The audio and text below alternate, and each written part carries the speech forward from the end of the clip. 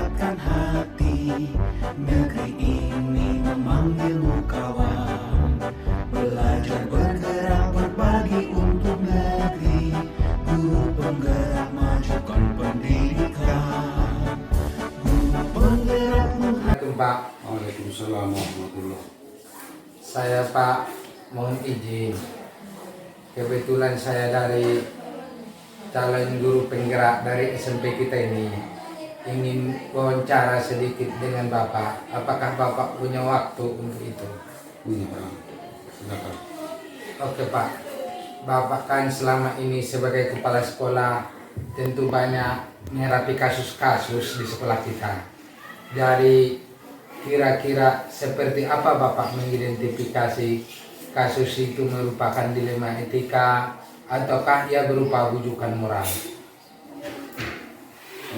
Berdasarkan dengan memperhatikan kasus tersebut, baru kita buatkan pertimbangan-pertimbangan apa pilihannya yang kita buatkan. Misalnya apakah kasus itu kita laksanakan nanti dengan cara menimbang kasusnya sama-sama benar kita buat, atau misalnya salah dan benar. Nah, itu juga suatu pilihan yang kita buat berdasarkan kasus yang kita temukan di lapangan. Tentu dalam pengambilan keputusan itu terkadang kan kita dihadapkan dua kepentingan yang sama-sama benar Pak ya. Kira-kira bagaimana Bapak menyikapi hal seperti itu? Itulah tadi berdasarkan kasusnya, berarti kita di sekolah itu kita utamakan nantinya itu kepentingan daripada si anak didik. Kemudian bagaimana nanti secara pertanggungjawaban, dan juga kita ambil bagaimana nilai-nilai kebenarannya. Jadi dalam pengambilan keputusan itu langkah-langkah atau prosedur seperti apa itu yang biasa Bapak lakukan di sekolah kita ini? Di sekolah kita kan ada langkah-langkah daripada pengambilan keputusan yang kita sebut dengan 9 langkah pengambilan keputusan itu. Jadi berdasarkan itulah kita lakukan di sekolah kita. 9 langkah pengambil keputusannya Pak ya. Ini Pak, dalam pengambilan keputusan dilema etika, adakah Pak yang Bapak anggap itu sangat efektif membantu Bapak dalam pelaksanaan itu? Iya, sangat efektif kalau kita lakukan dengan tadi yang 9 langkah kan. Karena di sana itu sudah tertera nanti di sana itu bagaimana cara kita untuk mengambil keputusan berdasarkan kasus daripada si anak.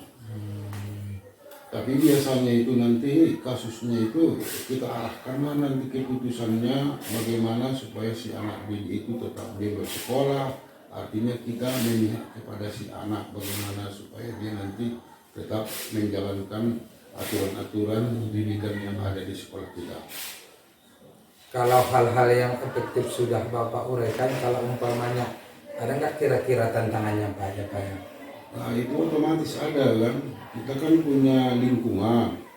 Kadang-kadang dari guru pun ada kan.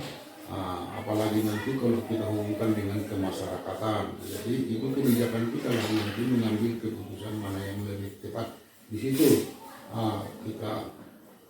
kita buatkan misalnya permusyawaratan dengan kawan-kawan kita, itu juga nanti membuat keputusan yang lebih bagus saya rasa. Jadi Pak ya, dalam penyelesaian kasus, apakah Bapak punya waktu tertentu atau memang pada saat kasus itu terjadi diselesaikan permasalahannya Pak? Ya, itu seharusnya secepatnya diselesaikan kan. Jangan kita buatkan berlarut-larut, nanti itu timbul juga nanti kasus yang lain kan. Itu kan, jadi seharusnya secepatnya lah kita usahakan untuk menyelesaikan kasus tersebut. Berarti Bapak dalam menyelesaikan kasus itu di mana terjadi kasus langsung diselesaikan Pak ya? Ya, langsung kita selesaikan. Tidak membutuhkan waktu besok atau kapan, yang jelas kapan kasus itu terjadi saat itu juga permasalahannya diselesaikan. Iya. Ini Pak ya, dalam penyelesaian kasus itu Ada nggak kira-kira Pak seseorang atau faktor-faktor yang membantu Bapak dalam menyelesaikannya? Itu sudah pasti ada kan ada wakil kita, wakil-wakil di sekolah, ada bagian kemasyarakatan, ada bagian kurikulum, ada bagian OSIS kan. Itu kita libatkan semua bagaimana kita mengambil keputusannya. Ada juga bagian BK di bidang itu kan. Itu juga sangat membantu untuk menyelesaikan kasus tersebut. Dari pemaparan yang telah Bapak sampaikan, ada nggak kira-kira semacam refleksi yang bisa kita ambil sebagai pengalaman dalam pengambilan keputusan dilema etika ini, Pak? Ada, biasanya itu kan bagaimana tanggung jawab kita sebagai kepala sekolah dan bagaimana tanggung jawab guru sebagai pengajar, dan bagaimana tanggung jawab daripada kita nanti ke masyarakat terhadap si anak tersebut kan, supaya si anak tersebut nanti itu jangan kehilangan atau artinya jangan sempat dia trauma melaksanakan pendidikannya di sekolah kita buatkan. Terima kasih Pak ya atas seluruh penjelasannya. Saya yakin sangat baik, lengkap dan sangat runut. Terima kasih sekali atas waktu yang Bapak berikan.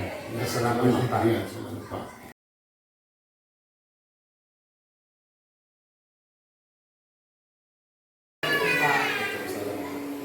Pak, saya kan CGP Angkatan 8 dari Kabupaten Mandailing. Jadi saya mau izin sama Bapak, ada nggak kira-kira waktu Bapak untuk saya wawancara? Bisa Pak. Ada Ya. Pak. Terima kasih Pak ya.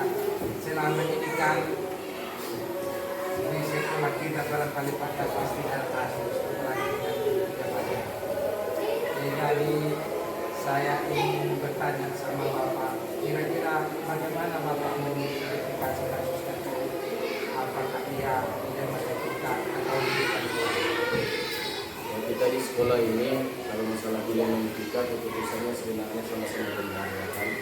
Kemudian berarti kita di sini memberikan keputusan yang ada dalam unsur masyarakat dan dalam unsur tidak sendiri sebagai kepala sekolah. Dari ya dalam kasus dalam pengambilan keputusan, sekarang kan ada dua kepentingan yang sama-sama benar.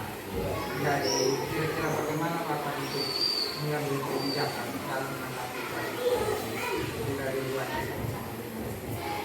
Kebijakannya pertama kan kita harus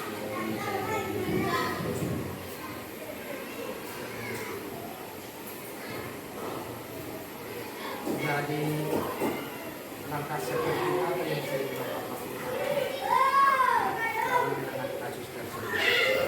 saya Pak, kalau misalnya memang harus ditunjukkan dalam arti saya punya rekan-rekan dulu, saya misalnya mengambil keputusan untuk bermusyawarah dengan anak mengenai itu, saya langsung harus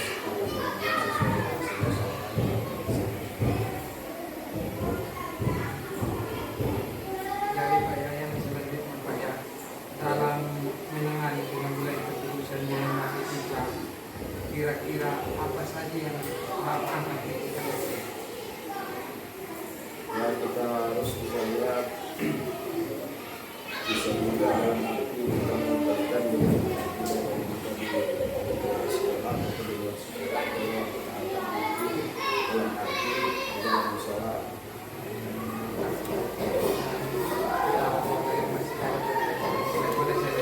Bisa Pak, bisa Pak. tentukan Pak kan dalam menangani kasus tersebut, kasus dilema etika tentu ada tentang. Kira-kira seperti apa tentang Bapak? Tantangannya kita dapatkan misalnya dari guru tersebut ya. Guru tersebut misalnya berarti di sini kita betul-betul harus ekstra memperhatikan yang dilakukan anak tersebut dengan menyerahkan kepada guru atau kelas masing-masing untuk betul-betul memperhatikan anak tersebut.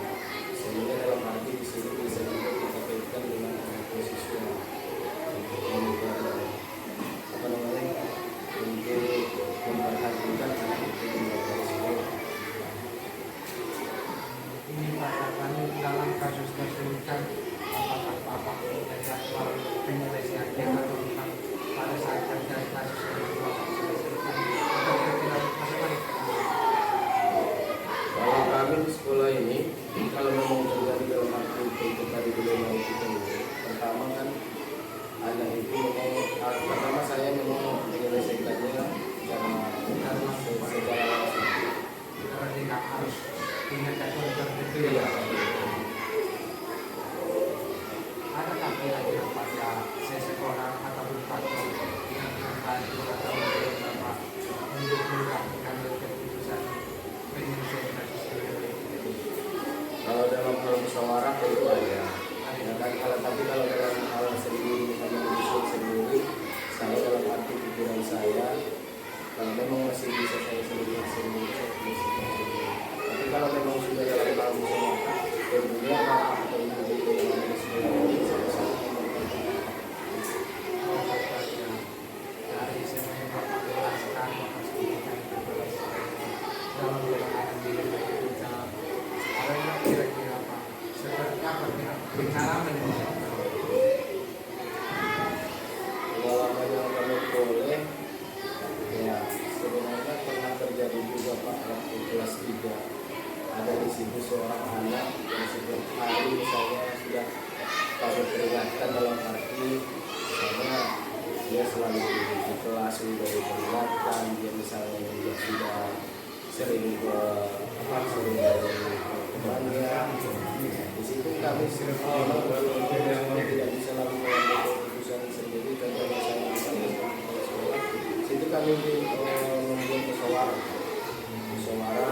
Setelah itu, setelah diambil musyawarah, saya memberikan kesempatan kepada guru-guru saya untuk bagaimana cara menangani anak tersebut. Alhamdulillah, mudah-mudahan sukses Pak. dari pengalamannya dalam penanganan kasus itu, ternyata kasus itu dapat diselesaikan. Bisa Pak, bisa. Ya, harus Pak. Terima kasih Pak atas kesediaannya. Saya mohon pamit. Terima kasih sekali lagi. Assalamualaikum.